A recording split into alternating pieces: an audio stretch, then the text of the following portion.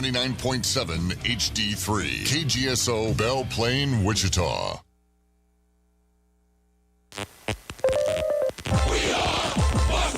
And here's what you need to know. Philadelphia Phillies star Bryce Harper has posted a statement regarding a cameo video he made that FanDuel sent to a VIP bettor who was $1.5 million in debt.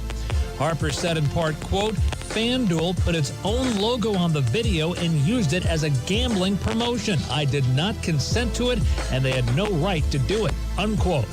In the NFL, Los Angeles Rams receiver Devontae Adams posted a picture on his IG stories of himself and presently retired star defensive lineman Aaron Donald with the caption, "My brudda," leading to further speculation about Donald possibly coming out of retirement.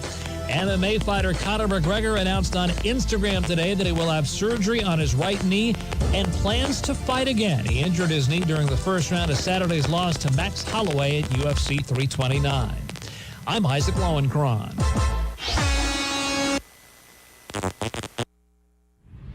Broadcasting live from the KGSO studios in West Wichita. I feel more informed when I listen. This is the Press Box on Wichita's sports station, KGSO.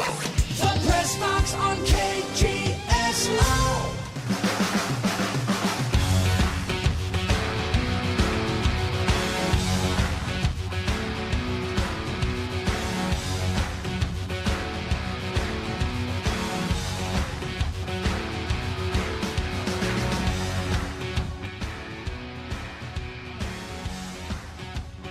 Welcome into the Press Box on Wichita Sports Station, 1410 AM, 93.9 FM, KGSO. Excited to have you with us. As always, we are streaming live on YouTube, Twitter, Facebook, and Twitch. And the phone lines are open, 316-522-1410. That is the Maximum Outdoor Equipment Hotline. We're excited to be taking you home on a Monday. Hopefully you got through your Monday okay. I'm Sasha Bushka. Joined today for this segment by Andy Stats, live from Garden City. Andy, do we got you there? I hope so. Yes, you got me. All right. First time we had to test this out live on air. I'm glad we figured it out, and it seems to be working fine. Yeah, it's working great. I'm hearing you loud and clear, and our audience can hear you loud and clear as well.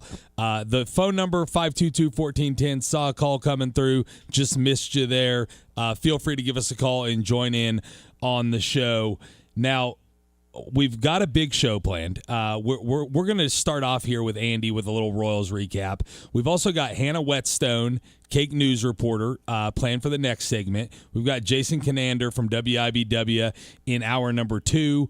We'll talk about Kansas connections in the MLB draft. We'll do our comprehensive coverage of the Arizona Cardinals, and there's some Aftershocks roster shakeups, some game announced for the Wichita State Shockers today. So we're going to get to it all. It's a jam-packed show. It's going to be a lot of fun, but let's get things kicked off on the phones. Welcome to the Press Box. How we doing today? Hey, Sasha. Hey, what's up? Is this Dakota? Yeah. What's up, Dakota? What's on your mind? I think Switzerland got kind of cheated. Yeah, that was the talk of the sports world over the weekend. Yeah. Player sent off with a red card. You just thought it was an unfair call, Dakota? The flopping was not they should not flop, but I think they still got cheated. Yeah, I could see that point of view for sure. I think the bigger problem for me, and maybe Andy will weigh in on this as well. I don't know how much you've been following the World Cup, but the bigger problem for me is just the concept of red cards in general, right? Like, I'm not saying you should never be able to throw a player out of a game, but in other sports, a player having to leave the game, getting thrown out, it's something that rises to the level beyond normal play, normal things that happen in the course of a game. And also you get to replace the player, right? If they get thrown out of the game. Like if a baseball player gets thrown out, you don't play with 8 in the field the rest of the game. So the severity of the penalty of a red card should rise to where it almost never happens, and we're seeing it on a regular basis. That's the bigger problem I have. And on top of that, they throw you out for the next game, too. It feels like it should be one or the other. If you're going to penalize the team, penalize them for that game. That's where the action took place. Now, it's different if you have like a Malice in the Palace and they're running in the stands beating on people. Yeah. But, like, if it's just a game action that maybe went a bit too far or whatever it happens to be, I'm not sure. I know it's a case-to-case basis with red cards, but don't penalize the entire team for the next game and that in particular player not playing. Yeah, and I have a little bit of problem with the referee of one game getting to decide who's on the field for the next game, right? That referee can throw you out of this game, but it's going to have to be somebody like a league office like FIFA that tells you can't play the next game. That's the way it would work in most other sports. So it's interesting for sure. What else you got for us, Dakota? What if Messi did that same thing, flop? You think he will get kicked out or that's a good point. I don't think they would have given Messi a red card for that, mostly because they want the stars around. Now, I will say, like, in American sports, right, in the NBA this year, Wemby had a lot of questionable plays in the finals and in the playoffs before that, and they suppressed his flagrants, kept him to a minimum so he didn't hit the number of points to be ejected for a game during the finals. So we see that in all sports where the stars can get protected a little bit. Yeah, and in soccer, I think it's – all I was going to say real quick is soccer, it's probably the sport where it happens the most. This is the World Cup. This is an international stage where it happens once every 4 years, and they really want to prop up their players. And we know FIFA is not the cleanest organization ever, so I don't think it's too much of a stretch to say that – for a lot of people to say maybe something else is going on between the lines. Yeah. And my final question is, they should clean house in the Royals baseball team. Yeah. Most of the coaches and this bring new coaches in. And that's my final thought. All right. Hey, Dakota, that's a good final thought because that leads us right into where we were going. So appreciate the call, Dakota. All right. Dakota gets us kicked off, 522-1410, if anyone else wants to weigh in on the conversation. I kind of set up all the different things we have on the table for the show today, but we've got Andy Stats here, and he's out in Garden City in western Kansas. There's a lot of Royals fans out there as well, and we just hit the All-Star break. It's Home Run Derby tonight, All-Star game tomorrow, so it's a good time to kind of take a look at what's going on in baseball from a bigger perspective, and obviously from a Royals perspective, it's not what anyone had imagined. They're 38-59. They're not getting the pitching or the hitting that they expected. I think their over-under for wins and losses was over 80 to start before the year, and they're not going to come close to that. So, Andy, do you agree with Dakota? Is it clean the house time in Kansas City? Yeah, I'm glad you brought up the fact that I'm here in Garden City because on my morning show, I think one of the segments that keeps people tuning in is my seemingly daily rant about this Kansas City Royals team. It's not necessarily that they're bad. Right? In a vacuum, teams are bad all the time, and front offices stay, and the team's able to turn around.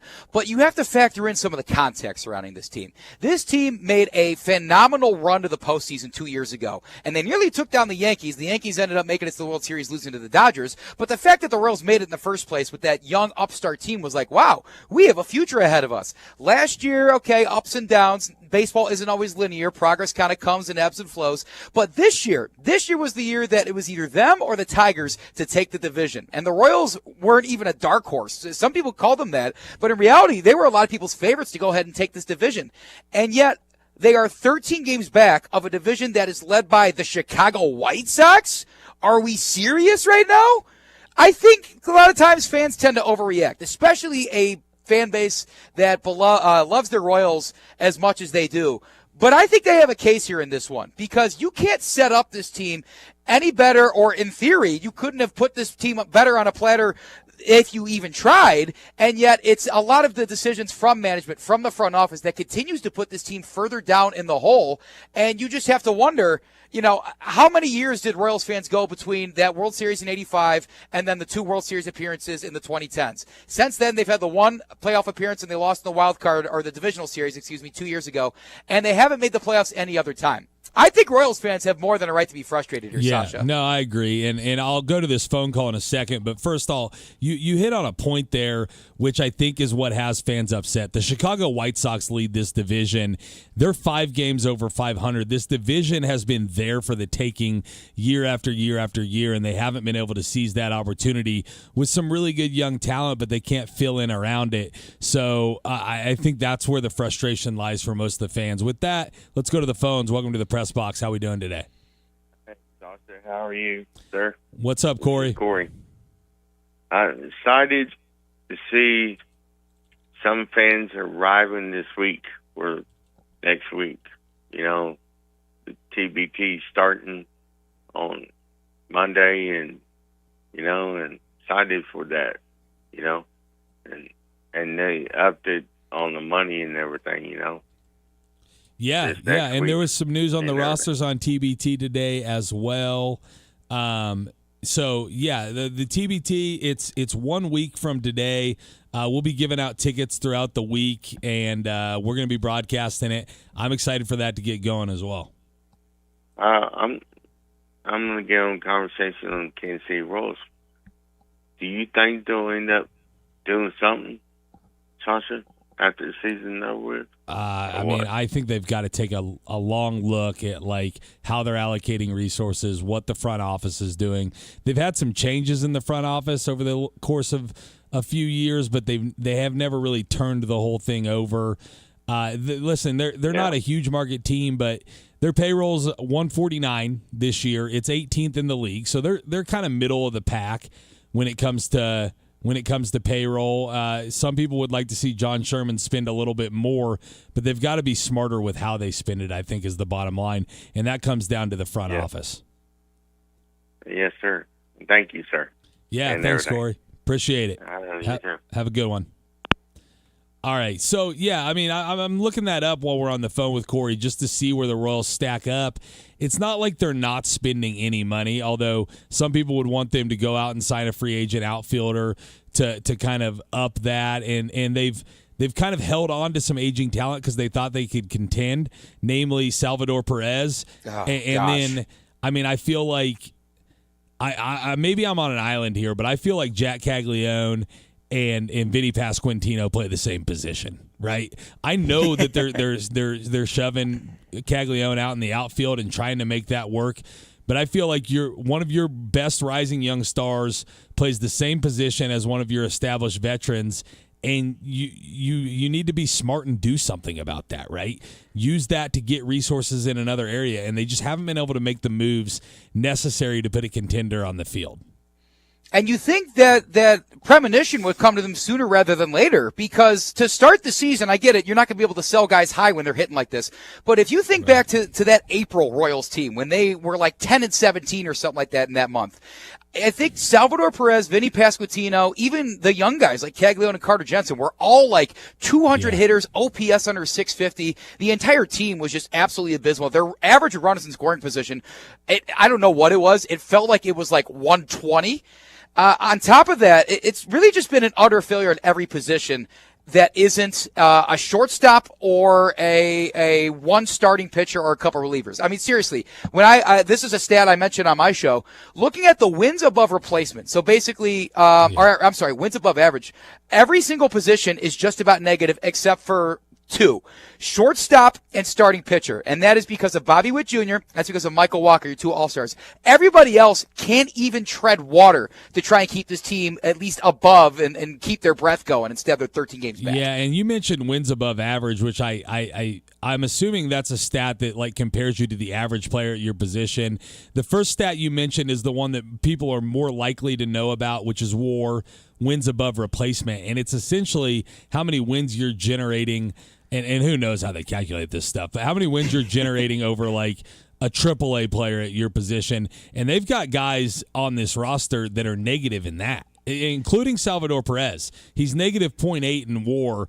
And I mean, the ship has sailed on trying to trade him, but I think you need to do everything you can to develop Jack Caglione and Carter Jensen to go with Bobby Witt Jr., and that is your core moving forward. And then you put pieces around those guys to help, and they've got like Michael Garcia. He's dealing with an injury, but he's a piece that could be part of the future moving forward. But there's a lot to be desired, especially in the outfield, in terms of putting a lineup together. And then the starting pitching started out the year decent, but the bullpen couldn't hold leads. They couldn't get wins when they had leads late in games. And then the starting pitching starts to take on a few injuries, and then the whole pitching staff kind of goes down the drain, and now you're 21 games under 500. And every time they had a losing streak and they'd win a couple, you'd think maybe they start clawing their way back.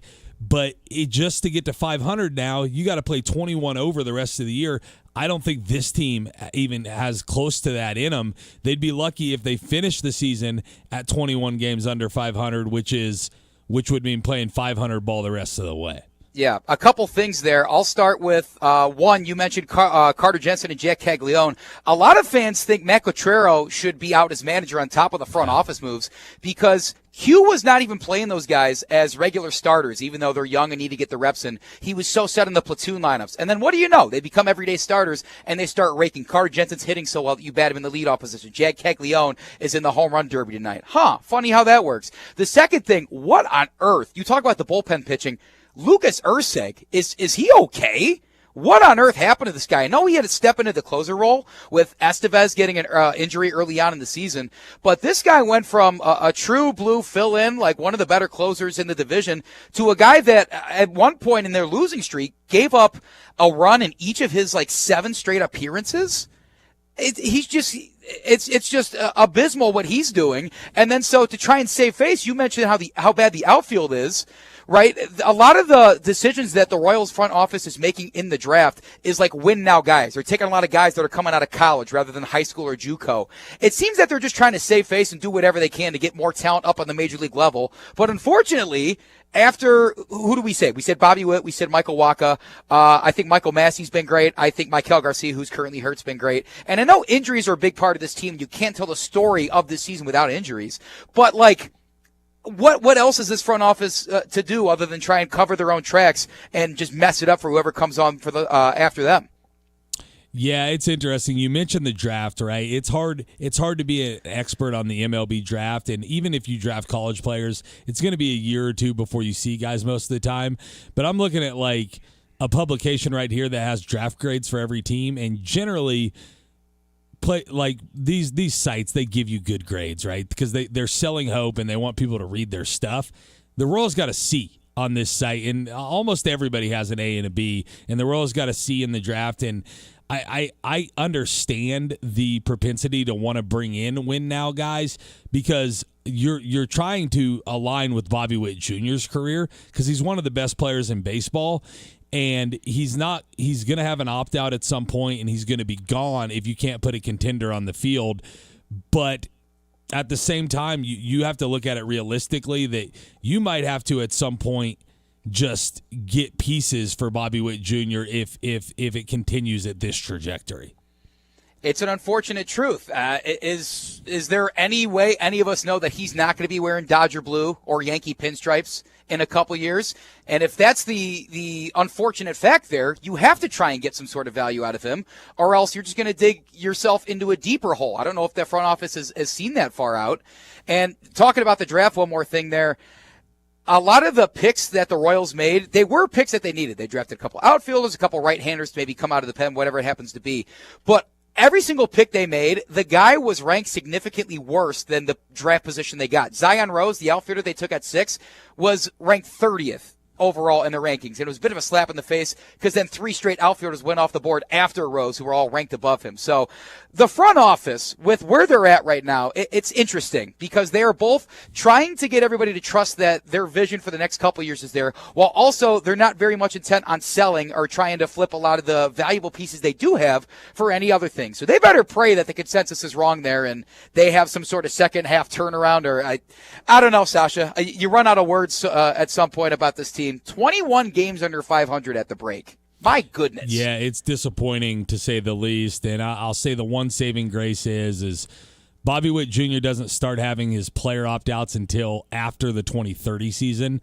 But then he can opt out any season after that he wants to. and probably will, even if he wants to stay with the Royals, because he'll just get the biggest payday possible. So they've got about 4 more years after this one to try to sync up with his career. And at this point, I don't think there's a lot of confidence in Royals Kingdom that it's going to happen. And I think from an outsider's perspective, just following the Royals, people remember the 2015 team and the 2015 World Series championship. But I think what gets forgotten is that there was 30 years of futility before that. Yep. So they are lucky that they paid off a World Series in the 2 good years they've had in the last 45. That it kind of softens the blow for them. But if they hadn't have won the World Series in 2015 and everything else stays the same, you'd say this is one of the worst run organizations in baseball since 1985, basically, since George Brett retired in the early 90s, or however you want to look at it. And so I think fans are and they're funding a new stadium, right? They're moving to a new stadium, and they're trying to get fans in the ballpark. But fans are kind of over it over the course of this long of futility. They're absolutely voting with their wallets, too. The part of the ownership group mentioned in an interview, I forget exactly where the interview was published, but basically saying something to the tune of, tough road trip. We can't wait to get back to Kauffman Stadium, the K, in front of our 35,000 fans.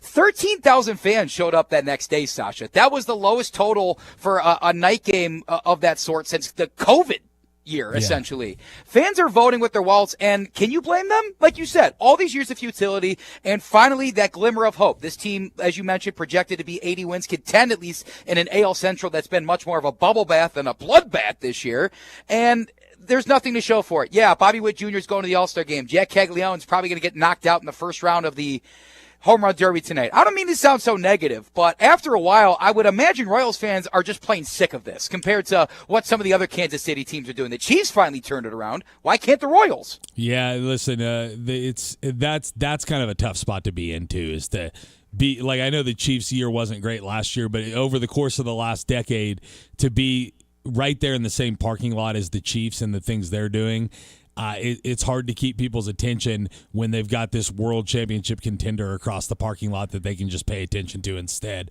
especially come the fall if you're looking at like playoff time and things like that.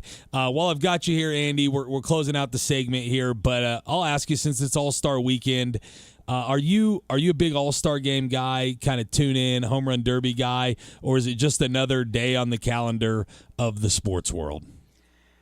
I think I'm in the minority of this, but I'm not going to lie to you, Sasha. For me, it is an event I have to sit down and watch. The Derby, maybe not so much, but the All-Star Game, something about the Summer Classic and seeing all of the players from all the different teams come together. Maybe just something I started as a kid, and maybe those were the glory days of my baseball watching things. But I don't know. I got to sit down on the couch and watch it. Yeah, I used to be a lot when I was a kid, I watched the All-Star Game, and it was a big deal, and I was into it. And I think I would still kind of be into it. There's this one problem. It's always on Tuesday night, and I've been in the same game, the same pickup game for the last 20 years on Tuesday night. So it's kind of a tough sports watching night for me. But I still catch up with it and see what happened and catch the last few innings when I get home or what have you. But yeah, All-Star Game, it's kind of baseball's midseason reminder that it's going on.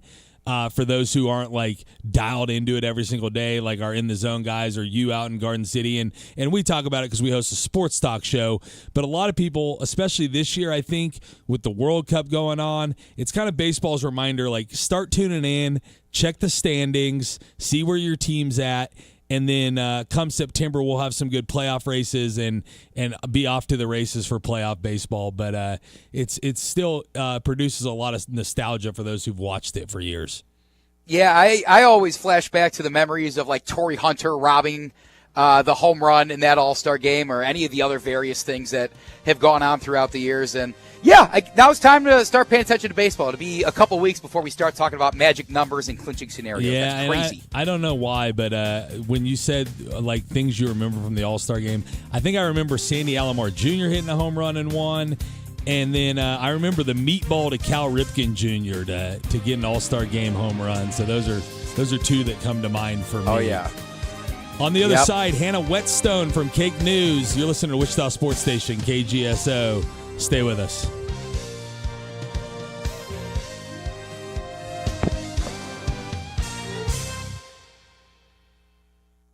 Call the Press Box now on the Maximum Outdoor Equipment phone lines at 522-1410. The Press Box on KGSO. This is Stu Gatz and Company live. The audience wants this. You're listening to Stu Gatz and Company live. Izzy, I am so confused. The United States appears to finally be good at soccer, and I have no idea what the Celtics were thinking by trading Jaylen Brown to a team they just lost to and making the Sixers a better team than the Boston Celtics. So confused. Stu Gatz and Company live. Weekdays at 2 p.m. on KGSO and on the SC Wichita app. Thursday, July 23rd, the 92nd NBC World Series kicks off at X Stadium, and the first 1,000 fans through the gate get an Ozzie Smith backflipping bobblehead. Ozzie Smith backflipping bobblehead. Yeah, get there early. Gates open at 5 o'clock. Then, this weekend, things get a little unusual. Baseball Round the Clock is back. Brought to you by Club Car Wash and Midwest Ford Dealers. 11 games, 33 hours. Game starts Saturday at noon and runs straight through Sunday night. There's a midnight game, a 3 a.m. game, a 6 a.m. game, and a 10 a.m. game. Vintage baseball with Cowtown, playing by 1880s rules. You can come out anytime, stay an hour, stay all weekend. You never know what you'll see at 3 in the morning at a ballpark in Wichita, Kansas. Pack your cooler, fill up the grill on the hill. There's nothing like it. Tickets at NBCBaseball.com. The 92nd NBC World Series, powered by Evergy, opening night, July 23rd, Wichita. Attention Kansas voters, this is an important reminder from the Office of the Kansas Secretary of State. Beginning this year, Kansas elections will not include a 3-day grace period. All ballots must be received by the close of polls on Election Day to be counted. If you plan to vote by mail, return your completed ballot as soon as possible. You may also return your ballot in person to your county election office. Please visit votekansas.gov to access your mail ballot application. Sponsored by the Office of the Kansas Secretary of State and aired in cooperation with this station. Phil's Coins and Bullion, Kansas's premier bullion dealer. Do you need to get rid of some jewelry? Don't waste any time and stop by Phil's Coins and Bullion today. Phil's Coins will give you top dollar for any of your unwanted jewelry. Whether it's gold or silver, get the most out of the unwanted jewelry in your drawer and do it with Phil's Coins and Bullion, 9344 West Central Avenue. Phil's Coins and Bullion, philscoins.com. Wichita's sports leader, KGSO, is brought to you by Devon James. Devon James Injury Lawyers. Call 888-8888. That's 888-8888. Remember, today you listen to Wichita's sports station, KGSO.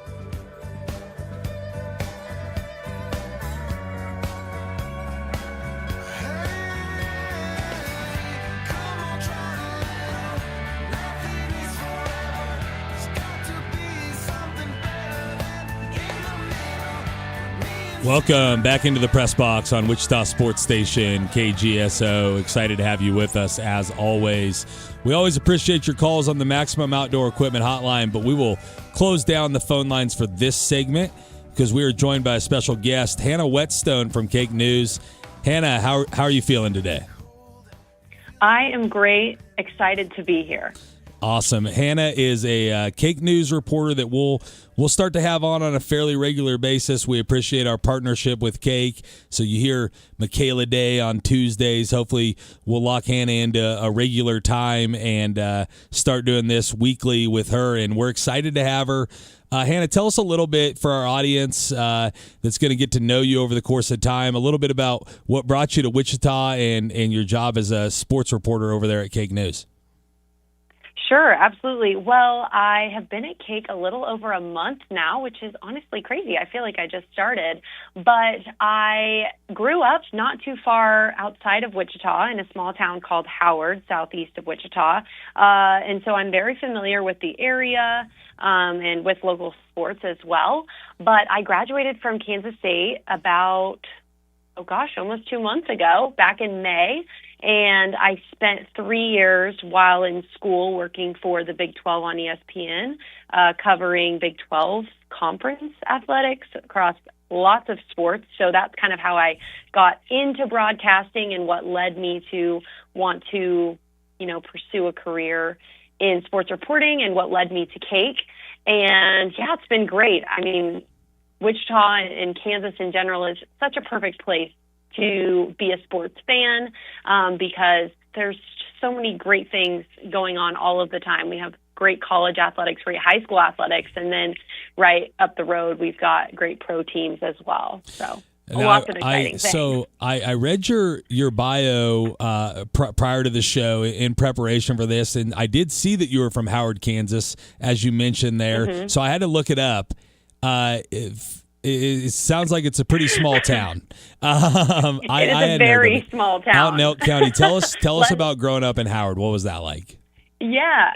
Well, so Howard is a town of around or a little bit less than 500 people. And I live in a county, Elk County, that or grew up in Elk County. That's a county of less than 2,000 people. So very sparsely populated. There's more cattle than people. But I grew up on a cattle ranch outside of Howard. And so that's kind of where, my roots lie, is in fifth generation production agriculture.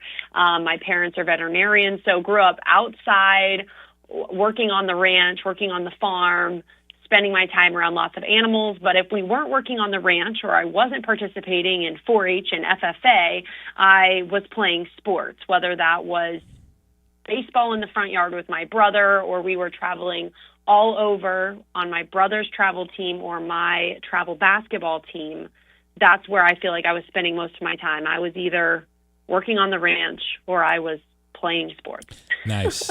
Sounds like a fun time, good childhood, and we're glad you made your way to Wichita. I'll ask you this. I know with the TV anchors, you guys are really buttoned up on TV and you just kind of cover the teams in the area and you don't play favorites. And I respect that. I appreciate that. But when we have the TV anchors on the radio show, it's kind of a time to loosen up and talk about your favorite teams and things. So I know you're a K-State grad, so we don't have to get into that, and we won't make the Jayhawks mad. But from a professional perspective, from a professional perspective, do you have favorite teams or teams that you follow the most? Yes, I do. And I would add that before I went to K-State, I grew up a K-State fan. So it stems a little, beyond that. But I always appreciate when KO Athletics can bring some recognition to the Big 12 Conference as a whole, right? When they do really well, it's a win for everybody in the Big 12 Conference. So I will give them their flowers there. But I am a lifelong Royals fan and a lifelong Chiefs fan. I've started to get into the Dub a little bit more, try to be an Indiana Fever fan. I'm a big fan of Caitlin Clark. And I also am a really big fan of horse racing in a way. I love the Kentucky Derby. That is my Super Bowl, if you will. Oh, that's awesome. So that's the fun fact about me. Kentucky Derby, mint juleps, the whole thing. Yes. Have you ever picked the winning horse in the Derby? Like placed a few shekels on the winning horse and made some money, or is it just more watch for fun? No, I have never bet on the Kentucky Derby. I think as a kid, I just picked whatever horse I thought had the coolest name or was had the prettiest markings. But I think that the Kentucky Derby so often highlights the beauty of sports as a whole, and that is that it's anyone's game and that the underdog can win, and it is always such an incredible story when they do.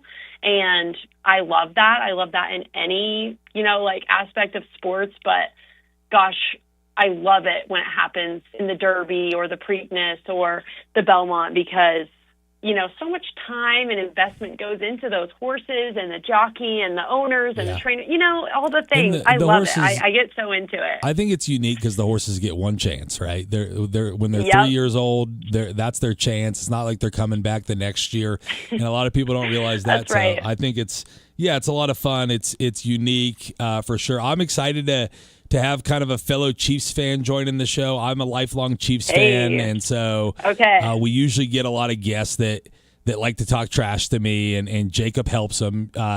Jacob Zimmerman, I will never do that. Yeah, absolutely. Well, it was my old co-host who also works at Cake now, Felix Johnson. He loves the Chiefs as well, so we used to have a lot of fun with that. There you go. So you mentioned the Royals, though. Well, it's the All-Star break. It's kind of a good time to take a peek at what's going on with the Royals, and I think it's a pretty obvious answer, but I'll let you take it where you want to. How would you rate the first half of the season for the Royals? They're going to get a pretty low grade. I'm looking at the standings. I mean, not only are the Royals the worst team in the AL Central, they're tied for the worst team in the American League and in Major League Baseball in general. So it's going to be hard for them to win a lot of points in my book. Yeah, I mean, I feel like each game that they lose is a broken record, right? They've struggled with injury and just like have really struggled with offensive production as well. You know, like can't hit the ball, you can't win a baseball game. And so that's been, I think, as a fan, frustrating, and even as a reporter too, right? Like it's more fun to report on teams when they win. And so I'm like, absolutely. Are you excited to see Caglione in the home run derby tonight? Will you be tuned into the derby? I absolutely will. And yes, I am very excited. If anyone is familiar with what Cags did in college, they know, and granted, what he's done with the Royals too at times, this guy can hit the ball. So I am very excited. Maybe we'll see some LSU 500-plus feet home runs. I know his dad, I believe, is pitching to him, so that could be really fun. And I'm very excited. It's, he's been kind of one of the bright spots for the Royals and can get young fans engaged and people excited about the club. And so I'm very excited for Cags. Yeah, Cags, I hope he has a good showing and kind of represents the Royals well. It's always fun in the All-Star festivities when there's a home team guy in the Derby because there's only 8 guys, so only so many teams get that opportunity. So I'm excited to see what he does tonight in the home run derby. Now, one of the things I always do when we're having reporters on, when we're having anchors on, is kind of check out the Twitter sphere, see what's on their mind, what they're looking at. And I've noticed this with everyone today. The MLB draft happened this weekend, and it was it was big for the state of Kansas in terms of players from colleges around here. So I'll ask this from like a Big 12 perspective. What does it mean for Big 12 baseball when you see a ton of players get drafted out of the conference? K-State had 4 drafted. KU had 4 drafted. I'm sure many others across the conference. What does that mean for Big 12 baseball? How does it help them moving forward? Yeah, that's a great question. I think that it sends a message that Big 12 coaches and Big 12 programs have been trying to send for years now, and that's that the Big 12, specifically in baseball, deserves some respect, and that really quality products come out of the Big 12 conference, and that they, deserve some of that attention in comparison to maybe some other conferences. I know covering Big 12 baseball this past spring, that was a message that I heard from many coaches across the conference was that the future of the majors is in the Big 12. Like your players are right here. Players that can pitch and field and hit the ball a really long ways don't just play in the SEC. They play in the Big 12 too, and across Power 4. And so I think it's really exciting for the conference as a whole, but also if you're a fan of baseball in the state of Kansas, really exciting, I think, to see Tyson LeBlanc go so high and with the season that he had at Kansas. And again, I think that oftentimes hidden gems rise from JUCO baseball, and Tyson LeBlanc is a testament of that as well. And so I think that's really exciting to me as somebody who loves baseball to see somebody like him, really kind of go through the ranks, really embrace the process of playing collegiately, and then reap the benefits of that in the MLB draft. I'm glad you brought up JUCO ball because there is a lot of good baseball players in JUCO ball, and it's the league in Kansas, the Jayhawk League, is an incredibly talented league and deep league, and it provides a lot of opportunities for players around here to continue their careers. Is there a JUCO near Howard that you followed at all growing up, or what's the closest Kansas junior college to your hometown? Yeah, I can't say that there's a JUCO that I specifically followed, but the closest one would be Cali County Community College in Arc City, and I played league basketball tournaments in their gym. So that's my experience there. Okay. Well, I was hoping you would say that, or not hoping you would say that, but it's interesting that you say that. I went to Cali County. I played baseball there. Okay. And so a long time ago. But yeah, go Tigers, and legendary coaches there, still hanging around too, those coaches. So good to see, and that's exciting stuff. Do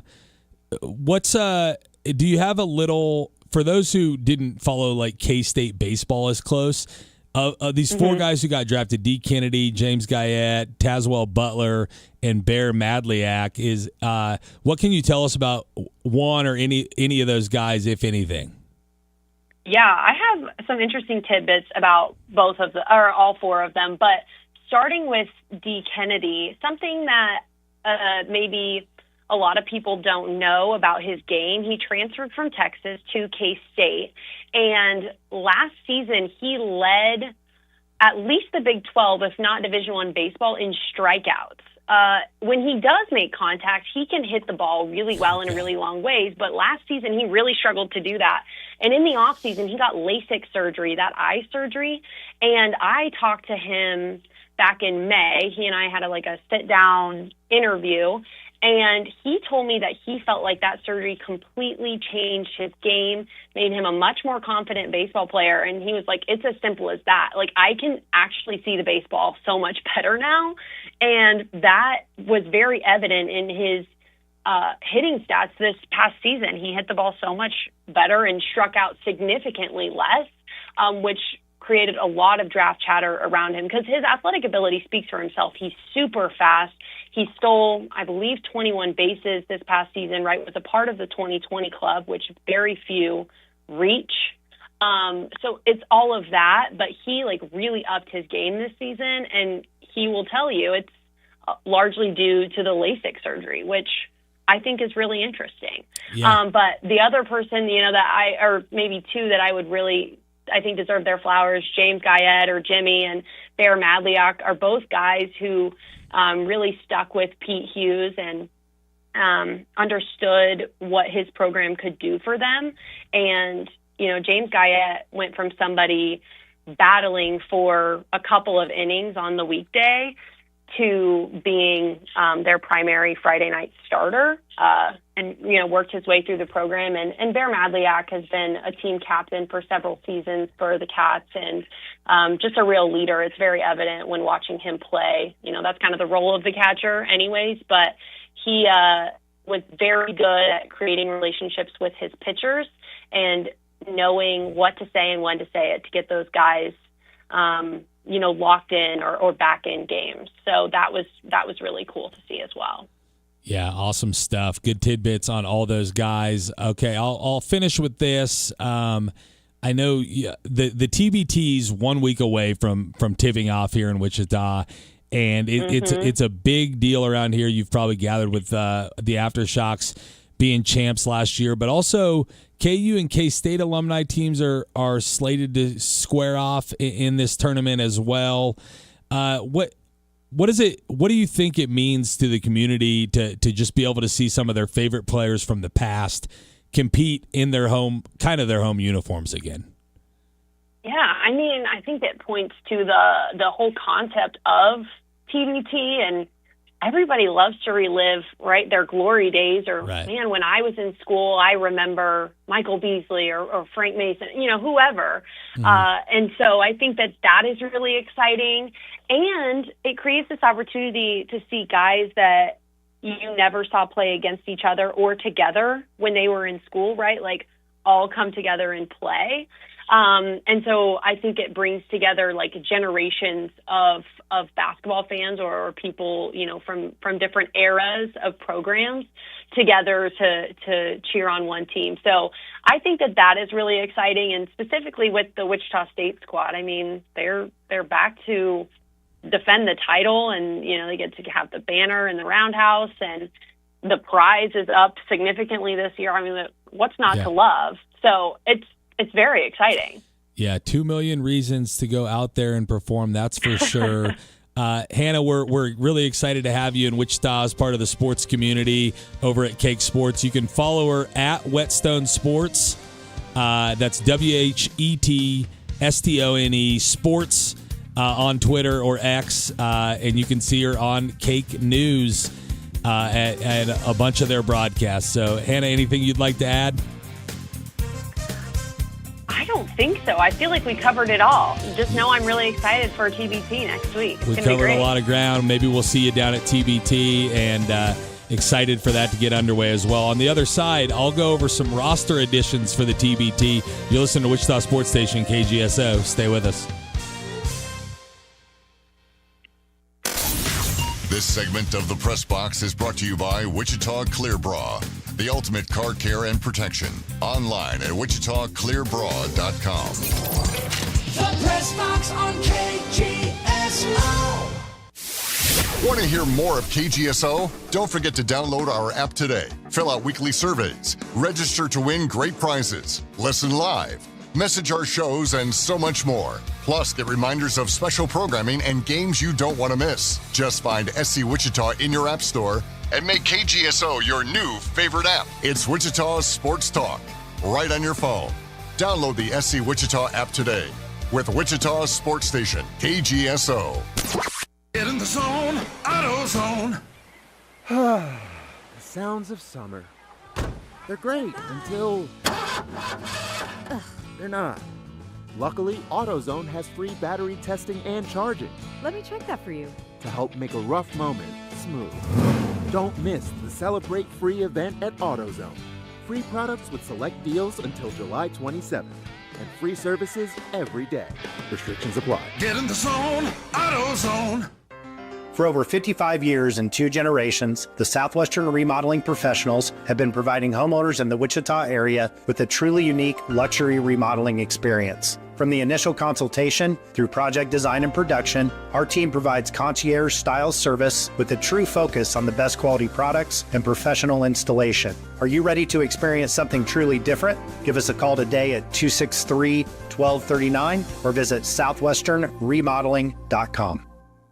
Onyx, I keep having stomach issues. Please make me a doctor's appointment. Okay, are you suffering from diarrhea, bloating, gas, or oily stools? If so, you may want to ask your doctor if it could actually be a problem with your pancreas, called exocrine pancreatic insufficiency, or EPI. My pancreas? How is EPI treated? A prescription medicine like Creon, pancrelipase, is used to treat people who can't digest food normally because their pancreas doesn't make enough enzymes. Creon is the #1 prescribed treatment for EPI. Creon may increase your chance of fibrosing colonopathy, a rare bowel disorder. Tell your doctor if you have a history of intestinal blockage or scarring or thickening of your bowel wall, if you are allergic to pork, or if you have gout, kidney problems, or worsening of painful swollen joints. Call your doctor if you have any unusual or severe gastrointestinal symptoms or allergic reactions. Take Creon as directed by your doctor, and always with food. Do not chew capsules, as this may cause mouth irritation. Other side effects may include blood sugar changes, gas, dizziness, sore throat, and cough. These are not all the side effects of Creon. You can learn more at 1-800-633-9110. Before your appointment, visit creoninfo.com. That's CREON info.com.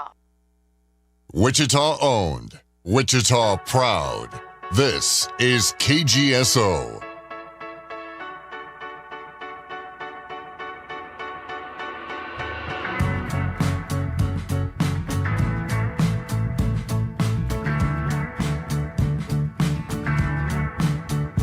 I'm alright today. You're gonna find a way to cross and you're gonna get there. And I'm on fire today. Ain't no water in the calm or even put me out. Welcome back into the Press Box on Wichita Sports Station, 1410 AM, 93.9 FM, KGSO. Excited to have you with us. 316-522-1410 is the number. That's the Maximum Outdoor Equipment Hotline. Next couple of segments are a great time to get in. We'll be guest-free until Jason Kinander comes on around 5:25. So Jason Kinander from WIBW. We just had Hannah Whetstone from Cake News. We had Andy Stats from Garden City, the Steckline family out in the first segment. So a lot of fun guests today, but we're going to open the phone lines for this segment. 522-1410 is the Maximum Outdoor Equipment Hotline. Real quick, before we take those calls, are you ready for the TBT basketball tournament this summer? July 20th and 23rd. Let's pack the roundhouse as your favorite former Shocker stars are back with the Aftershocks.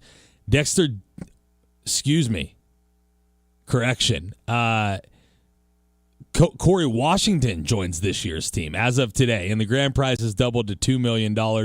Tickets are on sale now at tbthoops.com, and stay tuned for ticket giveaways here on KGSO. The Aftershocks look to defend their title and will play a 3-game series with the New Mexico alumni team in the first round. And don't forget to tune in when we broadcast the Aftershocks games this summer. You might have heard me stumble through that a little bit, and there's a reason for that. There was an announcement today about the Aftershocks roster. There's been some changes. Some of you may remember Nike Sabande from last year's team. He will not be available for the Aftershocks in this year's go-around. And Dexter Dennis is not going to be available for the Aftershocks in this year's go-around. But they have replaced those guys with 2 other players, Chauncey Jenkins and Corey Washington. So 2 similar players to those guys, right? Chauncey Jenkins is kind of the Nike Sabande replacement, I would say. Corey Washington replaces Dexter Dennis. Any way you want to look at it, they're both athletic wings that will replace them. Basically, Dexter Dennis had something change in his professional outlook that he couldn't risk playing in the TBT this summer.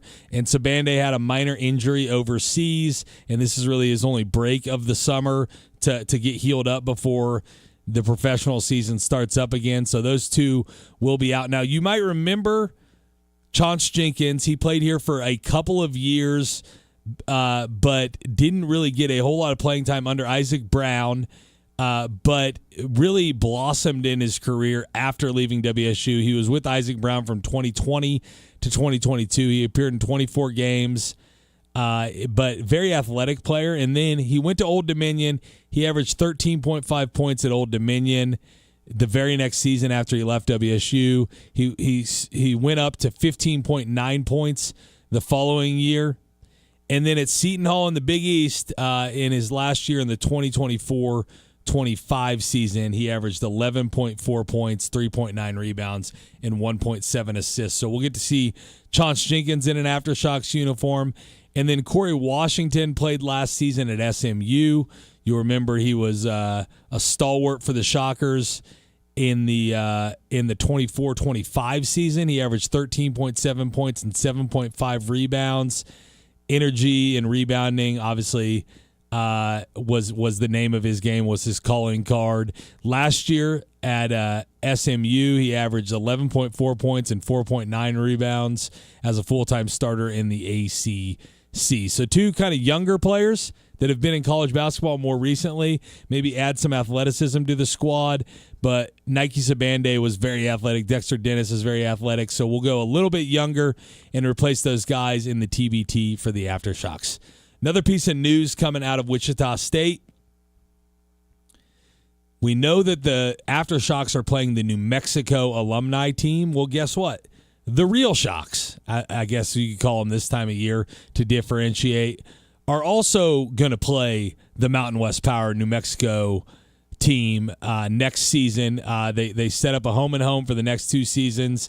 So it begins at Coke Arena on November 21st this year, and then the Shockers will return to the Pit in Albuquerque in November of 2027. So if you take a peek at the Shockers schedule so far this year, it's looking pretty promising. They start out on November 4th with Cal State Northridge, kind of a bye game out of the CSUN. But then the other 4 games on the schedule so far are all against opponents that I think Shocker fans will be excited to see on the schedule. They've got November 21st home against New Mexico and December 5th home against Boise State. That's two pretty marquee home games to bring into Koch Arena to get things kicked off for the season. And then they've got two Kansas City games, December 11th and December 18th against Kansas State and Drake. And all these teams, Drake's been perennially pretty good in the Missouri Valley. I think any Missouri Valley Conference opponent is fun for the Shockers because of the familiarity and the former affiliation with the conference. I think we all know that fans will get up for a game against Kansas State. It's a Big 12 opponent any way you slice it, and it's an in-state opponent, so that'll be fun. But Boise State and New Mexico have been two of the most consistent programs in the Mountain West. So it'll be fun to welcome them into Koch Arena and show them that atmosphere. And I'd hope we can show them the real Koch Arena atmosphere, which is come in, sit your butt down in front of 10,506 people, and watch your team lose. If you're the coach of New Mexico or Boise State. And I hope the Shockers get it kicked off right this year in November with those games. But the schedule will be shaping up in the next month or two. There's only 5 games on it right now, but we know the non-con will continue to round out. We don't know if there's going to be an MTE, a tournament in the preseason this year for the Shockers, but we'll see in the coming weeks and months. 1 hour in the books, 1 hour to go. We got Jason Kinander in hour number 2. We'll continue with our comprehensive coverage. You're listening to Wichita Sports Station, 1410 AM, 93.9 FM, KGSO.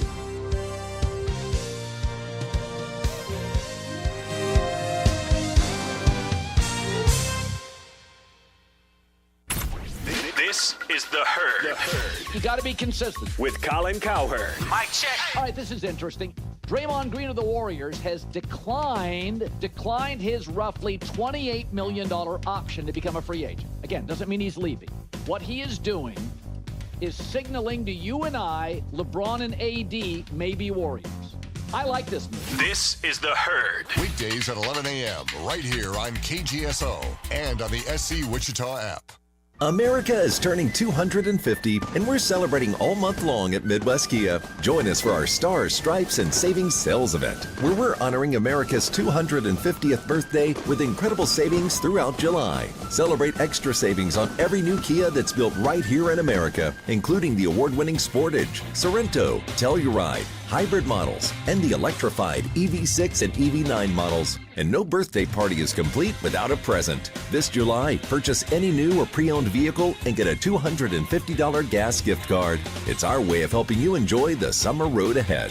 Plus, every new Kia comes with that unbeatable 10-year, 100,000-mile limited powertrain warranty. But hurry, this special Independence Day offer and the $250 gas gift card won't last forever. Visit MidwestKia.com. And remember, we want to see ya in a Midwest Kia.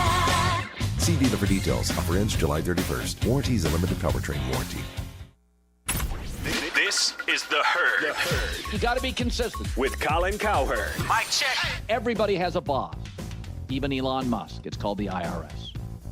And about a year ago, Trump. Everybody's got a boss. Brad Stevens is a general manager, not an owner.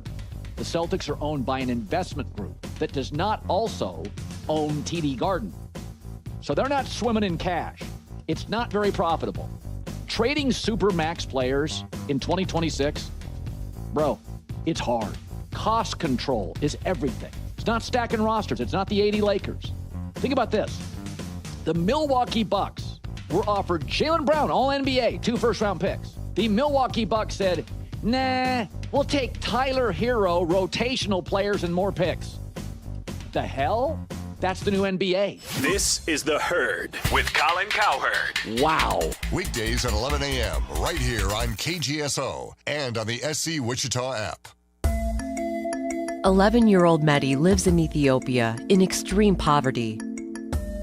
Like every child, Mehdi is a world of possibilities. But the world tells her otherwise. It tells her she has no value.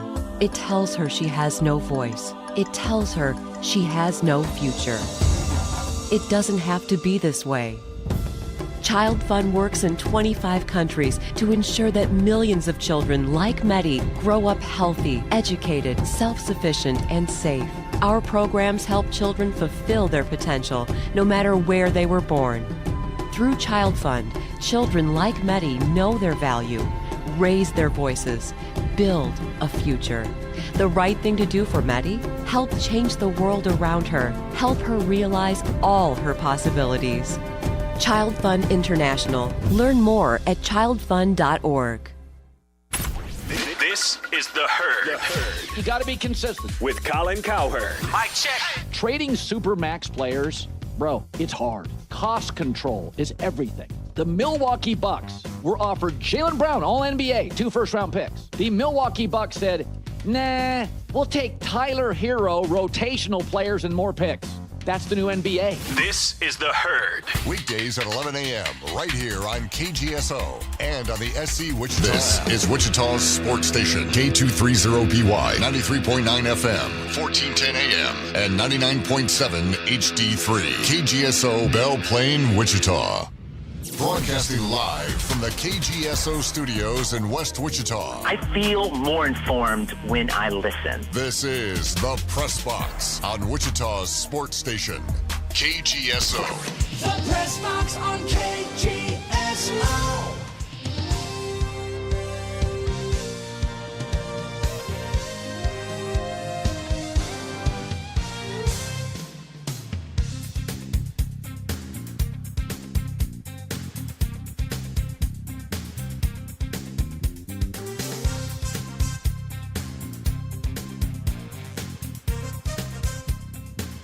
Welcome back into the Press Box on Wichita Sports Station, KGSO. Hour number 1 in the books.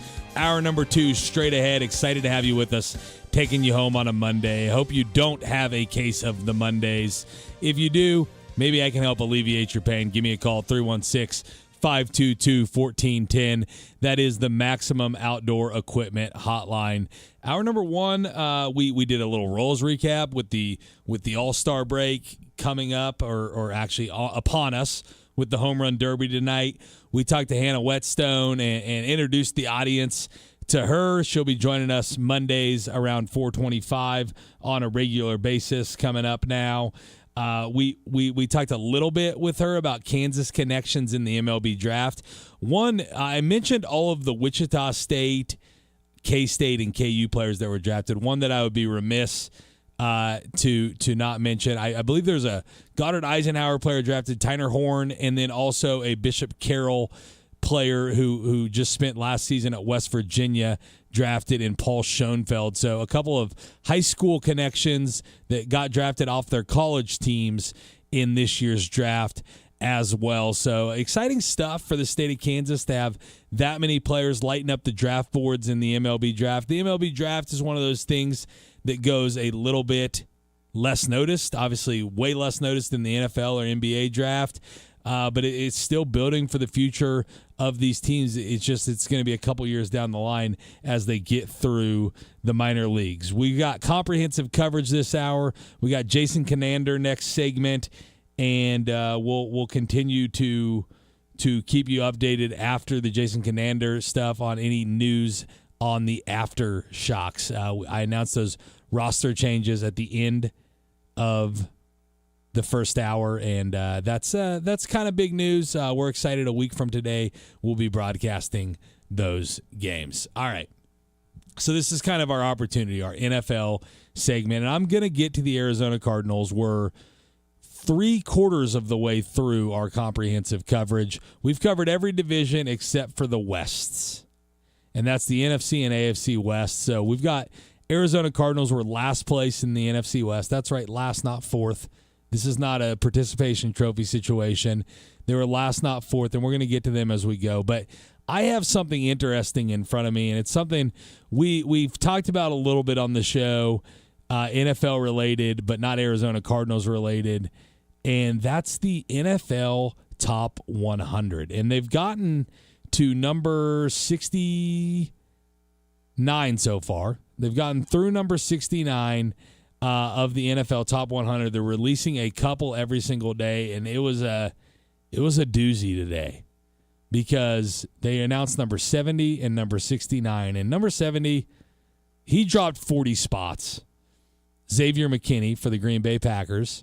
He didn't flash as much in 2025. He had 8 interceptions the year before in his first season with Green Bay. Last year, he had 2 interceptions, 107 tackles, a forced fumble, and he dropped 40 spots in the rankings from 30 to 70. But this next one is a doozy, dropping 67 spots. Lamar Jackson goes to number 69. Now, I for one have to ask, who did Lamar Jackson upset that votes on this stuff? And I know the voting committee is the players, right? And they reveal it on X. 2 players revealed every day, Monday through Friday, from June 22nd to August 21st. But, like, what players on other teams did Lamar Jackson make upset? Because, like, listen, he didn't have his best season last year. But this guy coming in at number 69 in the NFL's best players list, he's a 2-time MVP in the prime of his career. Last year, he only played 13 games. He completed about 64% of his passes for about 2,600 yards, 21-7 touchdown to interception ratio. Still had 2 rushing TDs. He did fumble 7 times, but I am very surprised that Lamar Jackson fell this far on the list. And it makes me wonder where a guy like Mahomes is going to come in on the list, because there was another list that came out today. Executives came up with their top 10 quarterbacks in the league. And Lamar Jackson on that one, by the way, came in at number 5, which I have a feeling there's going to be way more than 4 quarterbacks ahead of him on this NFL Top 100 if he's all the way down at 69. There's only been a handful of quarterbacks revealed so far. But on this top 10 quarterbacks list, NFL execs went Josh Allen, Patrick Mahomes, Matthew Stafford, Joe Burrow, and then Lamar Jackson. They did a whole 10, so I'll give you the full 10. 6 is Dak Prescott, 7 Justin Herbert, 8 Drake May, 9 Jared Goff, 10 Caleb Williams. Now, I'm looking at Lamar Jackson coming in at number 69 on this list of the NFL Top 100, and I'm wondering, what are they going to do with Mahomes coming off of the injury? Because on this executives rankings for the top 10 quarterbacks in the league, his highest ranking was 1, but his lowest ranking was 9. Whatever executive ranked him as the 9th best quarterback in the league is probably works for the Jets or the Browns or the Raiders or someone awful because they can't see talent. But it's interesting because I'm interested to see what the players will do with him. He didn't have his best season last year. He ended it on an injury. And I know that voting starts in like early December too, so that skews things a little bit. Some of his Super Bowl years, he wasn't number 1 the next year because they voted way earlier in the year. But Josh Allen and Patrick Mahomes are the same age. 316-522-1410 if you want to weigh in on this conversation. I'll say this. Like, they're the same age. They've been in the league about the same amount of time. Mahomes came in 1 year earlier. The reality is, I'm not going to get too upset about this ranking. But the reality is, if you're just looking at accomplishments, if you're looking at what they've done in their career, it's not particularly close. Mahomes has accomplished 10 times more than what Josh Allen has accomplished in this league. When you just look at winning, and then you look at the stats, right? The yardages and the touchdowns and all that, they're basically tied in all that, right? He's got, like, Mahomes has 267 touchdown passes in his first 9 seasons, which only trails Peyton Manning all time. And Josh Allen gets more on the ground, but he has a lot of touchdowns as well. So they're basically tied on all the regular season stuff, yardage, touchdowns, all the numbers that people want to look at. But, like, one of the guys has been to 5 Super Bowls and won 3. One of the guys has never appeared in a Super Bowl. There's no world where you can say they're even close in terms of accomplishments. I know somebody might want to call up and try to argue with me on that, and that's fine. I'd love to have that argument. That being said, Josh Allen, like, if you want to just say, like, I got a game right now and who do I want to be my quarterback that's going to give me the best chance to win? Like, if you want to say that's Josh Allen, that's fine, right? I would still take Patrick Mahomes, but if you want to say that's Josh Allen, that's fine. Although, like, the proof is in the pudding. When 5 times in AFC championships, Mahomes has produced that win. Josh Allen has never produced that win in an AFC Championship game, so I'll take the guy who's produced it. And like I get tired of the infrastructure stuff. It's like, oh well, Mahomes got put in the best situation of all time. Well, like every Super Bowl that comes up, I get told that the other team has a way better roster, and I always get told the Bills have a way better roster than the Chiefs. So which is it? Is it the roster stinks and Mahomes is awesome, or is it Mahomes stinks and the roster's great? It can't be they both stink, yet they win the Super Bowl 3 times and go to it 5, all right? So which is it is my question, and I'm fine whichever one you want to say, but I get tired of the infrastructure conversation around Mahomes. But right now he's ranked as the second best quarterback in football. You got Joe Burrow at number 4, who's accomplished literally nothing in this league. He did go to 1 Super Bowl. He's never won an MVP. Mahomes has won 2. Like Lamar Jackson has an argument on the Joe Burrow thing because the guy's at least won 2 regular season MVPs. Now, he hasn't been very good in the playoffs. Joe Burrow, the problem is, hasn't even been in the playoffs. You can't be bad in the playoffs if you're not even in it, and they haven't been in it for 3 years. So I'd love a Joe Burrow lover to call up and talk to me about that. 316-522-1410 is the number. That is the Maximum Outdoor Equipment hotline. But I might even get Jason Kinander's thoughts on some of this as the show progresses.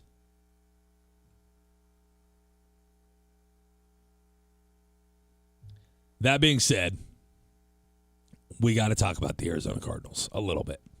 I wanted to get into that player ranking stuff because Lamar Jackson popped up today, and I was very surprised that he was that low. Very surprised that he was that low. And honestly, I wouldn't have him that low. Like, quarterback's the most important position. He's still one of the best quarterbacks in football. I don't know how that turned into Josh Allen versus Patrick Mahomes. But both those rankings happened to come out in the same day. So that's what made it interesting. Now, Arizona. Let's take a peek at the Arizona Cardinals. They went 3-14 last year. And believe it or not, memory might not serve, they won their first 2 games. They won at New Orleans 20-13. They beat Carolina 27-22. And then they lost to San Francisco by 1. They lost to Seattle by 3. They lost to Tennessee by 1. And if I remember correctly, one of the ugliest collapses I've ever seen in a football game. They lost to Indianapolis by 4. They lost to Green Bay by 4. Are you sensing a trend here? Then they beat Dallas after the bye week. And then later in the year, they started getting blown out some. But, they just had the soul pulled out of them with all the close losses. And the biggest question mark that comes with the Arizona Cardinals this year is what are they going to do at quarterback? Jacoby Brissett is back. They also have Gardner Minshew. They drafted Carson Beck. Jacoby Brissett, it appears, is just good enough to lose every game by 3 points. I don't know. Kyler Murray's out of town. They don't have to worry about that anymore. They're probably in the running to try to lose every game and get the first overall pick, which wouldn't be the end of the world, but also that's not the way football players are wired. That's not the way coaches are wired. So I wonder how that's going to go. They brought in Jeremiah Love. They still have Marvin Harrison Jr. At wide receiver. The weapons aren't bad, right? Marvin Harrison Jr., Michael Wilson, and then Kendrick Bourne as your number 3. And then they have one of the best tight ends in football in Trey McBride. But they also play in one of the best divisions in football. And if we're being honest, it's going to be a tough haul without the quarterback that you need for the Arizona Cardinals. You look at this year's schedule. They start off in Los Angeles. Not the Rams, though, the Chargers. I don't know if that's much better, but they're at the Chargers. Then they've got Seattle, at San Francisco, at the Giants, Detroit, at the Rams, Denver, at Dallas, at Seattle. There's for a fourth-place schedule, it's not ideal, right? They've got home against Los Angeles Rams. They've got at Kansas City. They got Washington and Philly. They got the New York Jets, the New Orleans Saints, the Raiders, and the Niners. So it looks like they obviously have their divisional games. It looks like they're playing the NFC East and the AFC West. it's not the best draw you could get, right? The AFC West is not the perfect division to be playing, but that'll be this entire NFC West will be playing the NFC East and the AFC West, and then you have your throw-in games, your extra 3 games based on what position you finished in the division. 522-1410 if you want to weigh in on the conversation. We got Jason Kinander coming on next segment. The defense, it's a lot of no-names. They do have Josh Sweat. Brought him over. That's a known entity in the league, and they still have Budda Baker after all these years. But the Arizona defense does some unique things. It's just like, how much can you get by with smoke and mirrors when it comes to just at some point it's about the talent that you have on the field.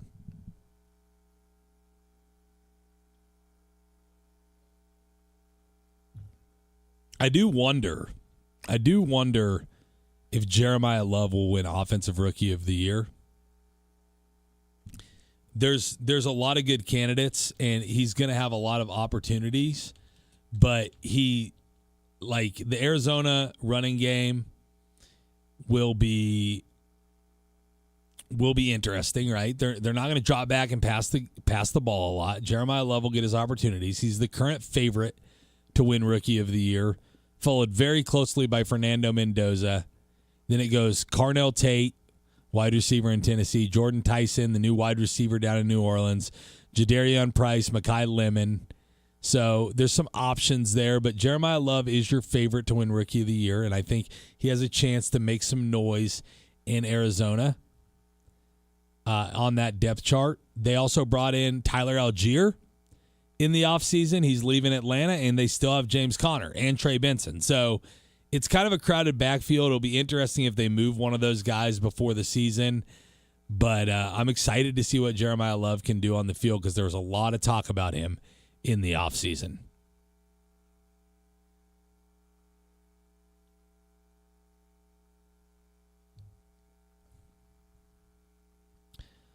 Taking a look at a projected record for this year for the Arizona Cardinals. So, I mean, the way I do this is I kind of look for, when it comes to the good teams, I look for losses, right? What game's going to be tough? What game do they have a chance of losing? When it comes to the teams like the Arizona Cardinals, I put on my magnifying glasses, my binoculars, my prescription. I don't know how prescriptions work in glasses, what's a heavy one or not, because I've never worn glasses.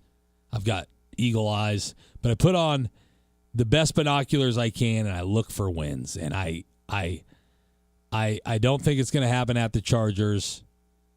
I think they'll go 0-6 in their division. I'd probably give them one divisional win. Maybe they can squeak one out at home against San Francisco. So there's one. You've got a home game against Washington, a home game against the New York Jets, a home game against the Las Vegas Raiders.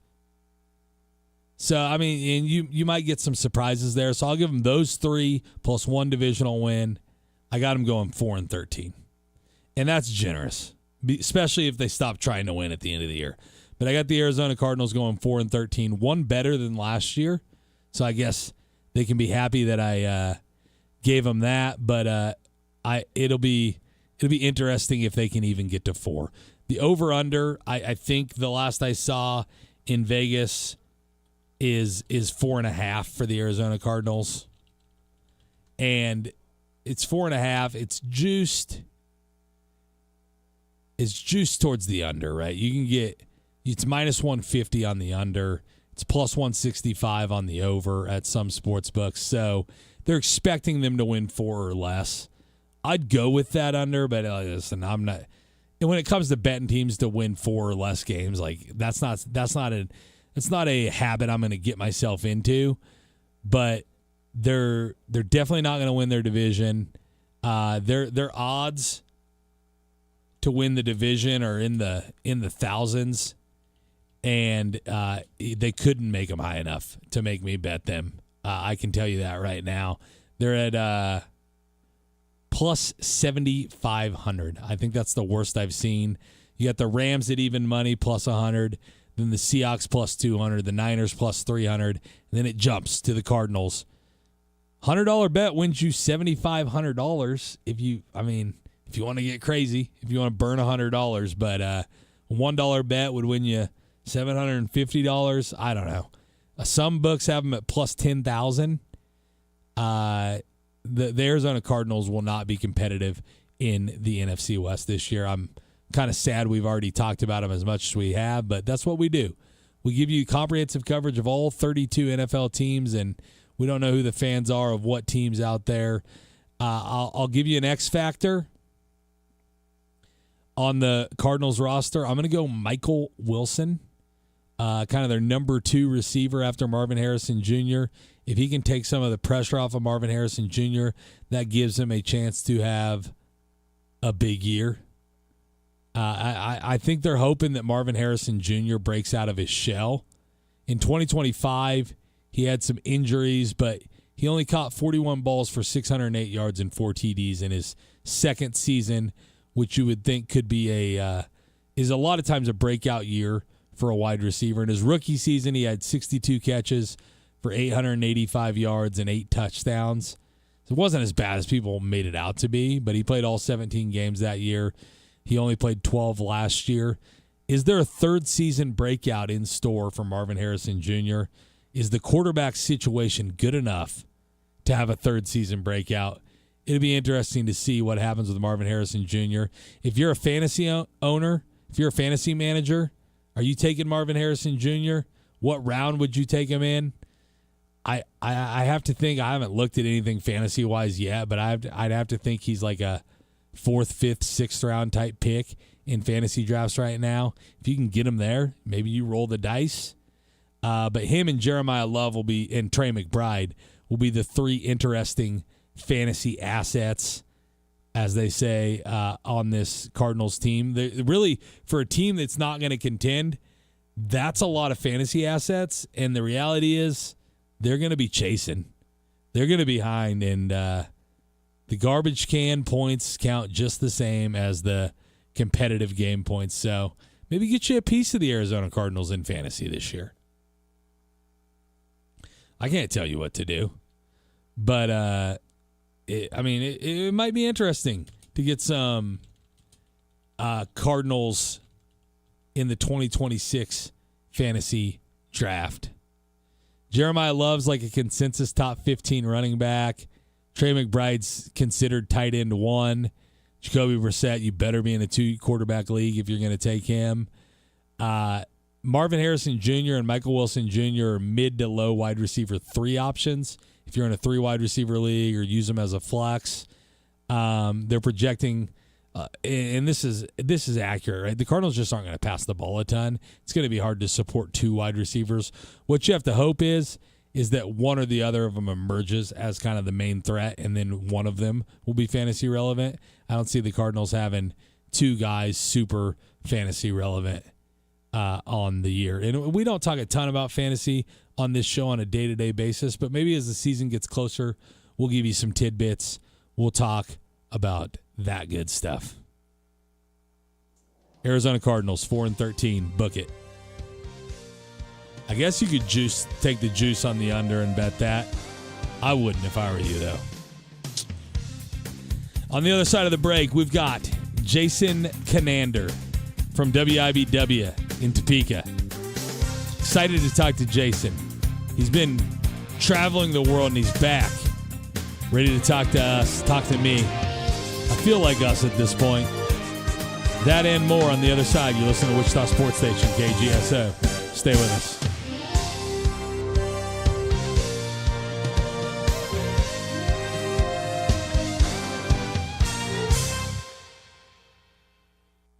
Call the Press Box now on the Maximum Outdoor Equipment phone lines at 522-1410.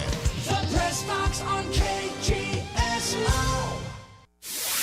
Want to hear more of KGSO? Don't forget to download our app today. Fill out weekly surveys, register to win great prizes, listen live, message our shows, and so much more. Plus, get reminders of special programming and games you don't want to miss. Just find SC Wichita in your app store and make KGSO your new favorite app. It's Wichita's Sports Talk, right on your phone.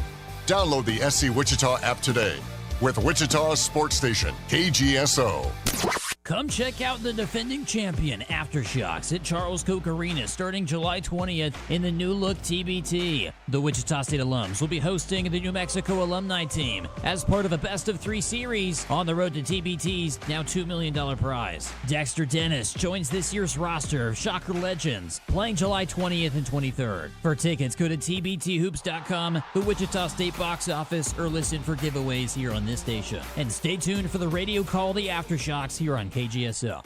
Fire sale at the Black Friday Deals and Discount store on 47th and Broadway. Truckloads of brand new items from Amazon, Walmart, and Target. But for just $10, nearly everything in the store is on sale for just $10 Friday and $7 on Saturday. Electronics like controllers, laptops, headphones, just $10. Name brand clothing and shoes, Stanley Cups, accessories, all kinds of household items, just $10. Come check out the brand new Ashley furniture for discount price. 120 days, same as cash, $5 down. So don't break your budget and shop today at the Black Friday Deals and Discount store. Go Hog Wild Pit Barbecue. The best barbecue deal in town is at Hog Wild. Right now, Hog Wild is serving up a $5.99 meal that's big on flavor and easy on your wallet. Get a one-meat sandwich, your favorite classic side, and a drink, all for just $5.99. Want brisket? Upgrade to our tender slow-smoked beef brisket for only $1.50 more. Pulled pork, juicy chicken, and hot links. Everything is smoked fresh, made daily, and piled high. This is real barbecue at a price that's hard to beat. When you want big flavor and a big deal, head to Hog Wild for the $5.99 meal deal today. Great food, great price, great barbecue. Join us for lunch or dinner, or order online at GoHogWild.com. Hog Wild Pit Barbecue, 6 locations in Wichita, also in Derby, El Dorado, Hutchinson, and Salina. Go Hog Wild Pit Barbecue. Hog Wild, get some for you. But don't be late, we close at 8. Shh, here he comes. Surprise! The people above your catering business are doing major construction, and the drilling is only during business hours. It's so loud. Progressive knows small business owners usually don't like surprises because they cost you money. But a good surprise that could save you money, getting personalized discounts on a commercial auto quote with Progressive. Also, that isn't powdered sugar on the floor. It's plaster from your ceiling. Surprise yourself. See if you can save in as little as 8 minutes at ProgressiveCommercial.com. Progressive Casualty Insurance Company and Affiliates. Discounts not available in all states or situations. Shortness of breath, patient's confused, temp 102. He just had an infection. What's going on? He's becoming septic. Antibiotics started. Bed ready, let's move him. Infections can lead to a deadly chain reaction in your body called sepsis. Very quickly, sepsis can cause tissue damage, organ failure, and even death. If you know the risks, can spot the symptoms, and act fast, then you can get ahead of sepsis. Learn more at cdc.gov/sepsis. Sweetie, want some fruit? You have to use the right tool for the job. A power drill is the wrong tool to slice fruit. Just like an antibiotic is the wrong tool to treat viruses, including colds and flu. Antibiotics are only needed for certain bacterial infections. When they aren't needed, antibiotics won't help you, and the side effects could still hurt you. Ask your healthcare professional when an antibiotic is the right tool and when it's not. Visit cdc.gov/antibiotic-use. My teenage son only has one brain, and it'll keep developing through his mid-20s. But if he uses e-cigarettes, the nicotine in them can impact attention, learning, and memory, and can prime the brain for addiction. So I've talked to him about staying away from e-cigarettes, because my son only has one brain. Learn more at cdc.gov/e-cigarettes today. A message from the U.S. Centers for Disease Control and Prevention and this station. Wichita's sports leader, KGSO, is brought to you by Devon James. Devon James Injury Lawyers. Call 888-8888. That's 888-8888. This is Wichita's sports station, KGSO.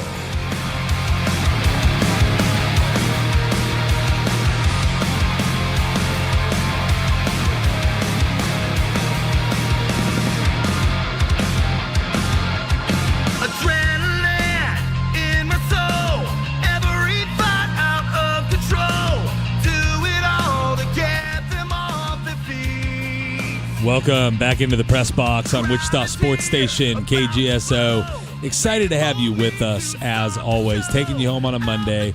And if you have a case of the Mondays, I know just the guy to cure it. It's Jason Kinander from WIBW joining us now on the Maximum Outdoor Equipment Hotline. Jason, how are we feeling today? Hey, I like that intro, Sasha. Happy to be on today. It's been a little while. Yeah, hey, listen, we had a little break, but absence makes the heart grow fonder, so we're excited to have you on today. And Jason, I'll start. I've had a couple of guests on today, and we haven't really gotten into the World Cup. I'll start it with a local angle. What was the success level, if you had to put a letter grade on it, of the Kansas City hosting of the World Cup this time around?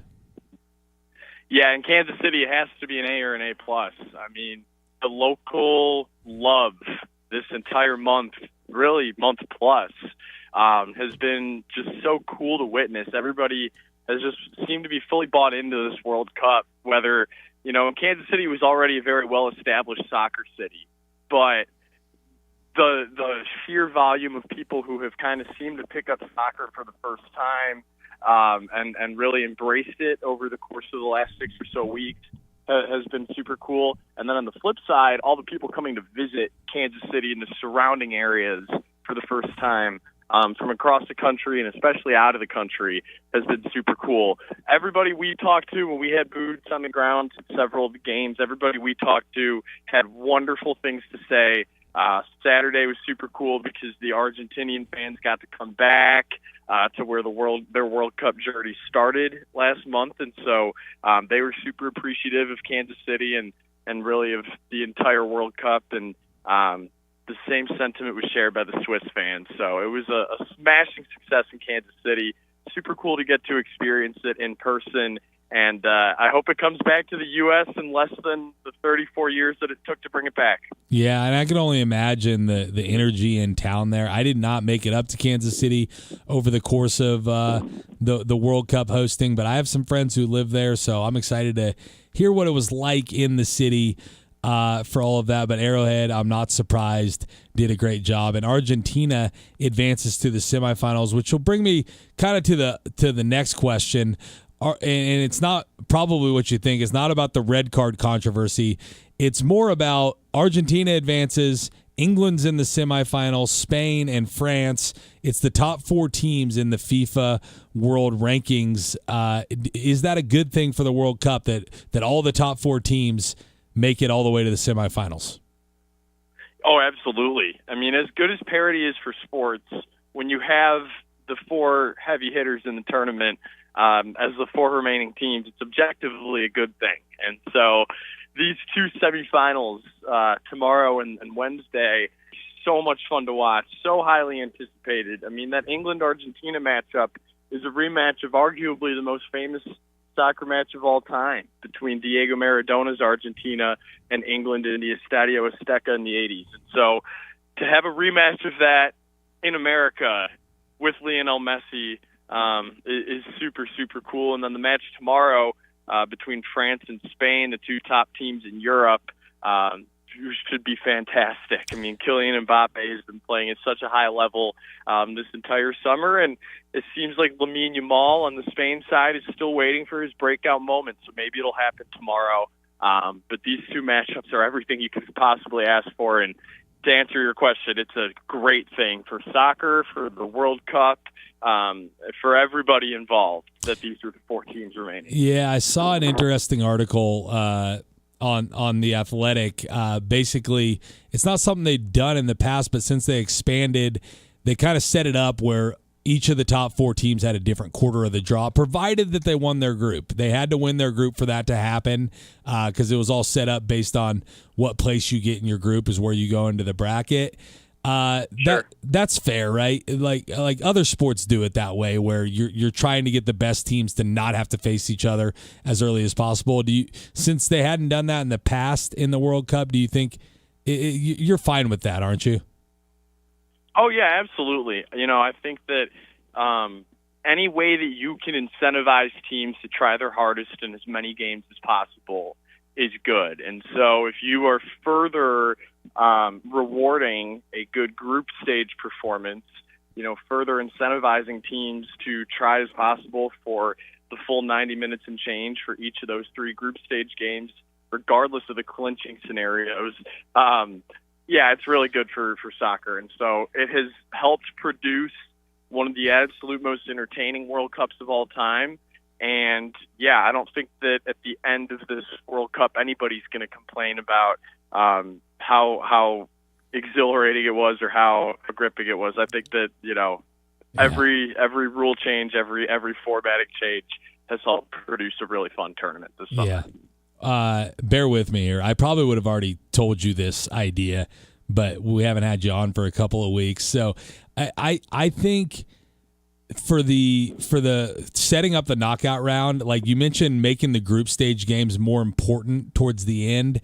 I wish they would seed them 1/3, like the 12 group winners get seeded based on how many points and their goal differential in the group, and then the next 12 are the 2 seeds, and the next 8 are the 3 seeds that qualify, and literally seed the tournament 1 to 32, because then every group stage game matters no matter what. Do you think that would be too complicated or too logistically challenging?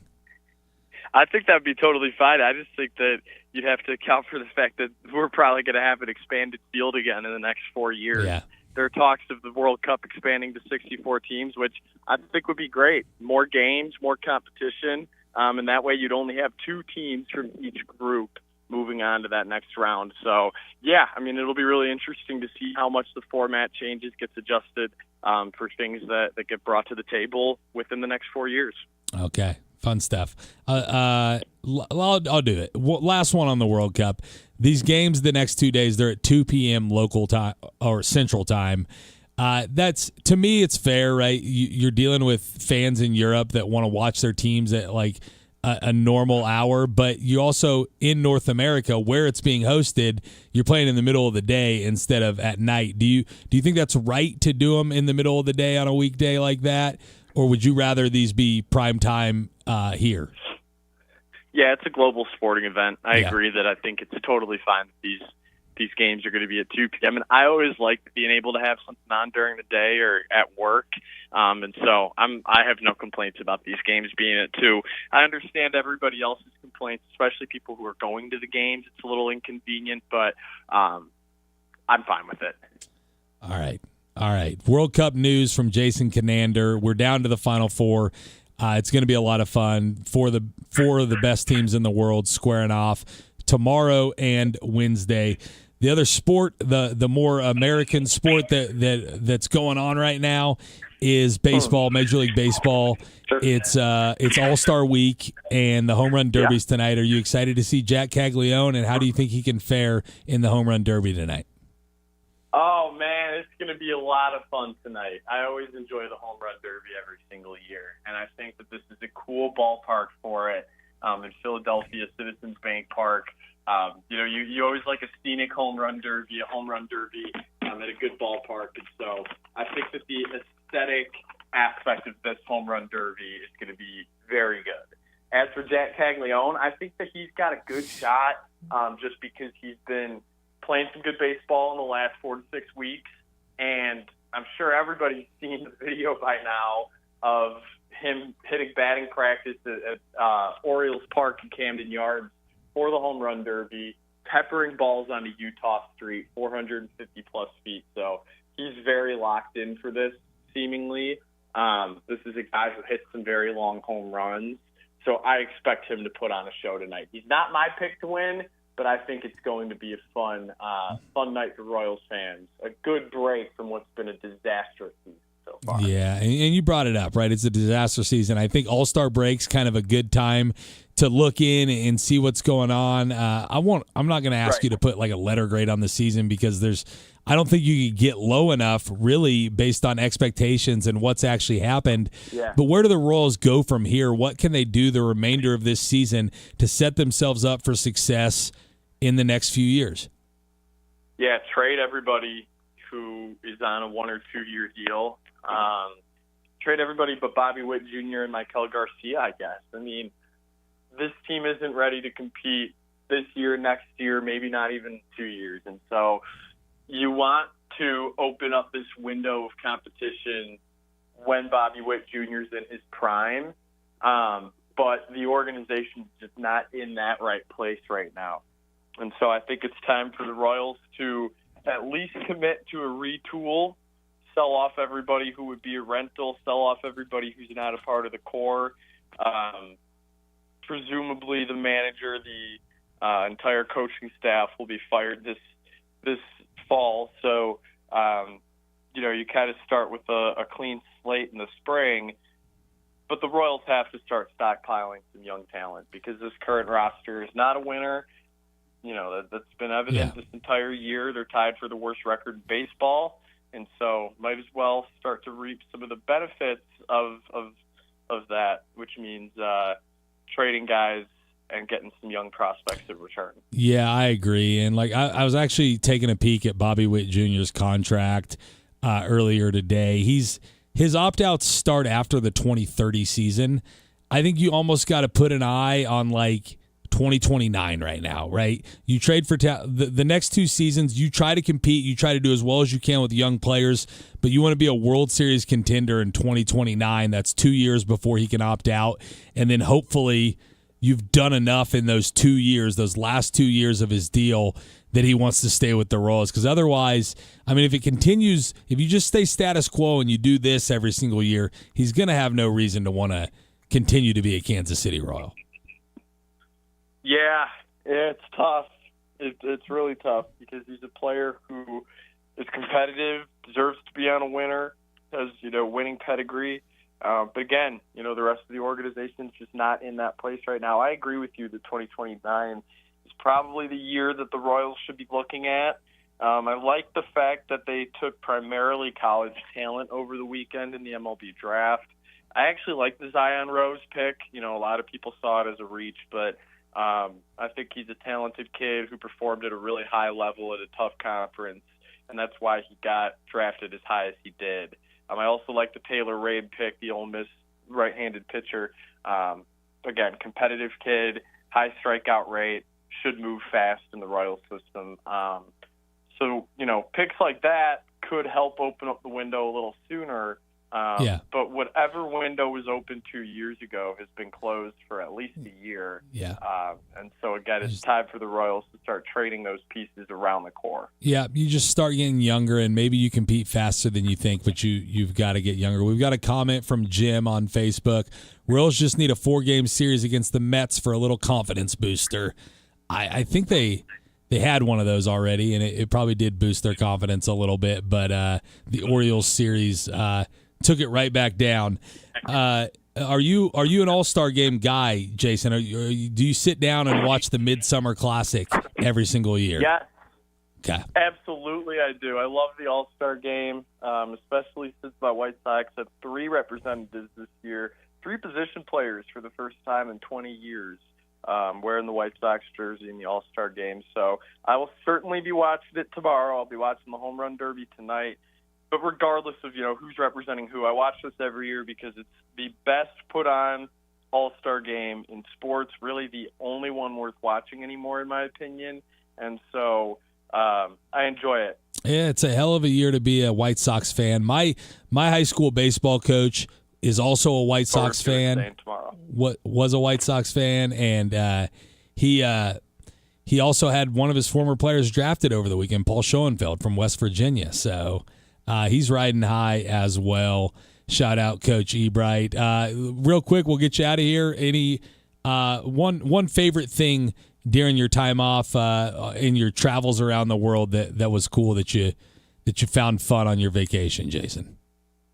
Oh, man. It was just great being in a part of the world that I had never envisioned being in before.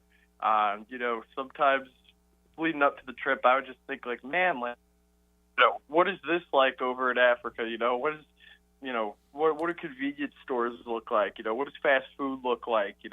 What do people talk about? What does the music sound like? And so to be able to actually live that for 10 days was super exciting. It was really nice to be able to shut my mind off of work and focus on being around family and being in a completely new environment that I had never thought I'd be in before, and I may never be in again. So it was a really cool experience. I'm very fortunate that I got to do that, and now I'm back in Kansas for the foreseeable future.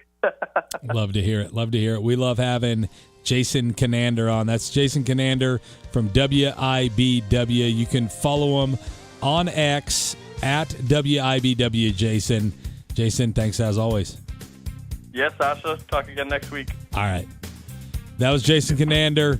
On the other side of the break, we'll get you ready for the night in sports. Home Run Derby tonight. Maybe recap the draft a little bit more. Talk more about this Aftershocks roster. You're listening to Wichita Sports Station, KGSO. Stay with us.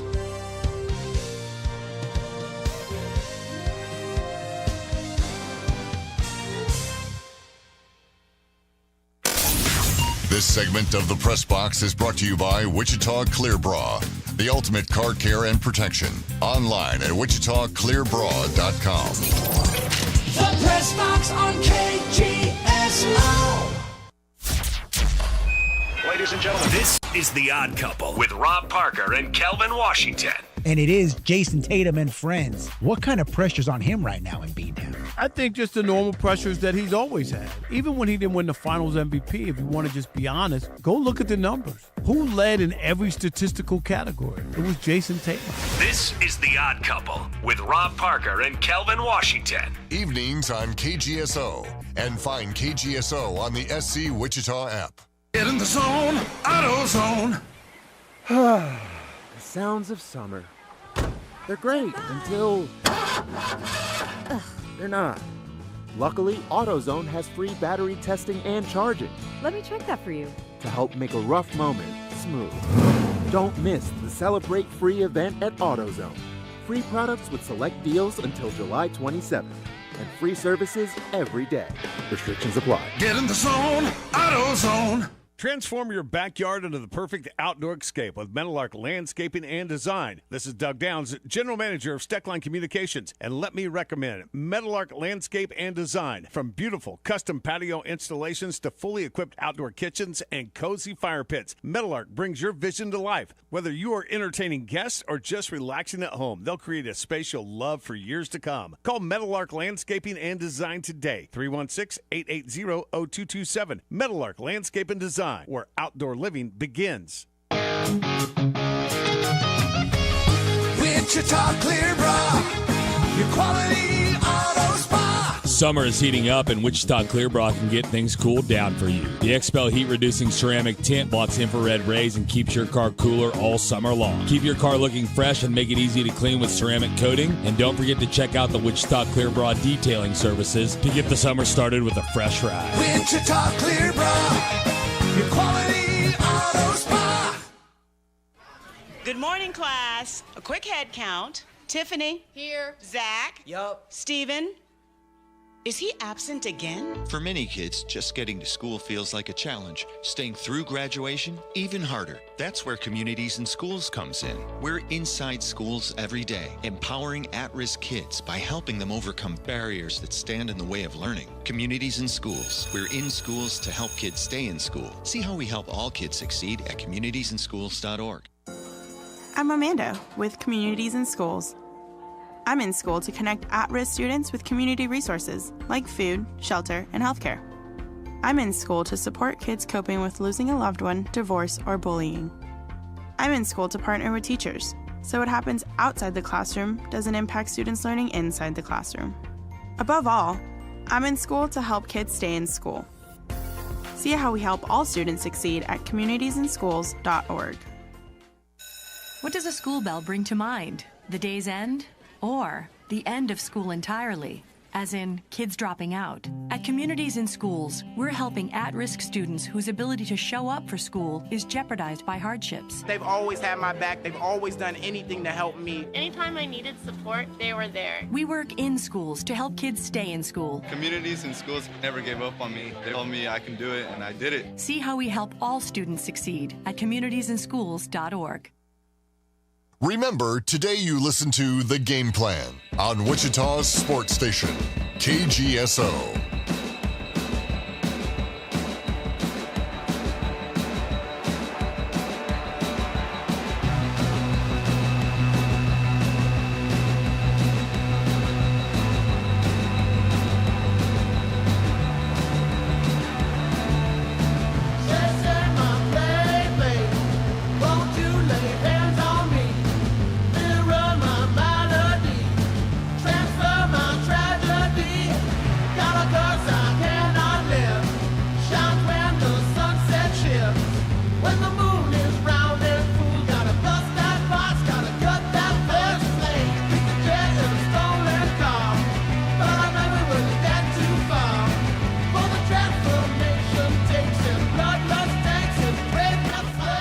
Welcome back into the press box on Wichita Sports Station, KGSO. Excited to have you with us on a Monday, and as tradition requires. Just when you think this show is terrible, something wonderful happens. What? It ends. I like that one. But it ends in about 5 minutes. But you have to listen to me for the rest of your way home. We'll have the odd couple after this. Doug will be back in the morning with the game plan. Doug and Chucky, and then In the Zone. And we'll be right back here at 4 o'clock tomorrow. Excited to bring you all of the sports news. That's 7 hours of live local programming every single day right here on KGSO Radio. And we are streaming live on YouTube, Facebook, Twitch, and Twitter. Also, don't forget to download the SC Wichita app. That's the SC Wichita app. It's got all 4 of the family of Steckline stations in Wichita.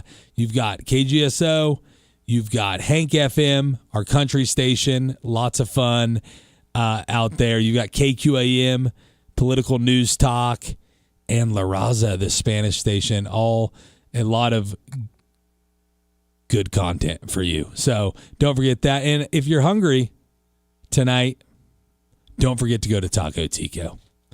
Taco Tico, 35th and Rock, 13th and Tyler, Arc City, Newton, El Dorado, Derby, Augusta. Order online at tacotico.us. And right now, you've got the wonton tacos, 3 for $4.99, or a 10-pack of tacos for $10.99. You can't beat that. And I'll tell you what it's all about. Taco Tico, it's all about the taste. It's all about the taste at Taco Tico. Go check them out. And phone lines are open on the Maximum Outdoor Equipment Hotline, 316-522-1410. Give us a shout. Anything you want to talk about, but I'm going to talk about a couple of local guys. And we know like a bunch of K-State guys got drafted, a bunch of KU guys got drafted, a bunch of Shockers got drafted. I believe 4 from each, actually. And the KU guys, Tyson LeBlanc was the first one drafted, 61st overall. Dominic Vogel in the 3rd round. Brady Ballinger in the 7th round. And you've got Mathis Nyril drafted as well. And then on the K-State side, you've got D. Kennedy, James Guyette, Tazwell Baker, Bear Madliak. But I'll go to a couple of other local guys. Tyner Horn out of Eisenhower, pitched for Nebraska, was picked up in the 3rd round by the Cincinnati Reds. And Paul Schoenfeld from Bishop Carroll, played outfield at West Virginia this last year, was their 3-hole hitter, went in the 8th round to the Arizona Diamondbacks. And I can tell you that's a guy who started out in junior college baseball, went to a D2, took advantage of his COVID year, went to the Big 12, shined at West Virginia, and now he's going to go play professional baseball. That's the type of stuff that college athletics are made of stories of guys utilizing the resources provided to them and getting to go play professional baseball. Whether that ends up in the major leagues or not, he's going to get paid to play baseball, which is saying a lot. So that's a lot of fun. Hopefully it does end up in the major leagues someday. The other news coming out of the day locally, a new home and home announced today for Wichita State men's basketball. They will host New Mexico November 21st at Koch Arena. Time TBA still. And then they'll go to the Pit in Albuquerque the following year. And that'll be a home and home with New Mexico, one of the most consistent programs in the Mountain West Conference. That pairs with the other home and home that's still in progress, Boise State out of the Mountain West.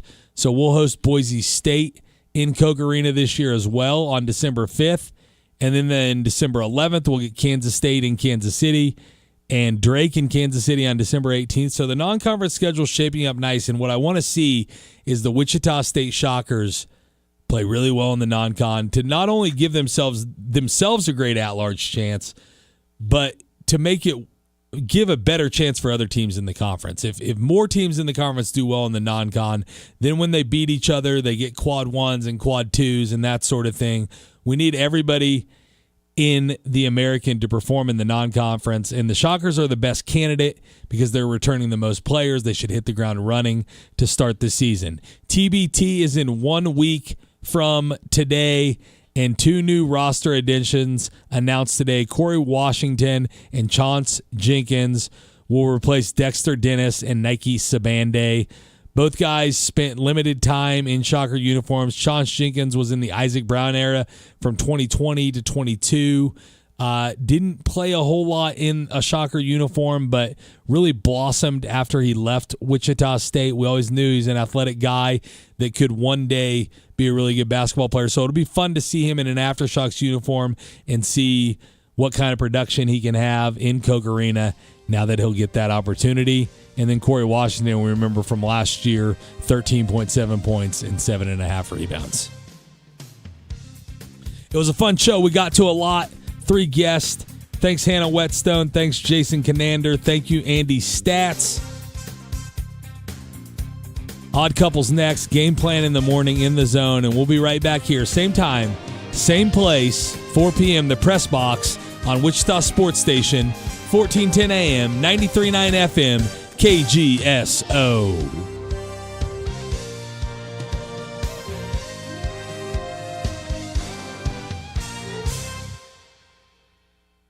This is Stu Gatz and Company live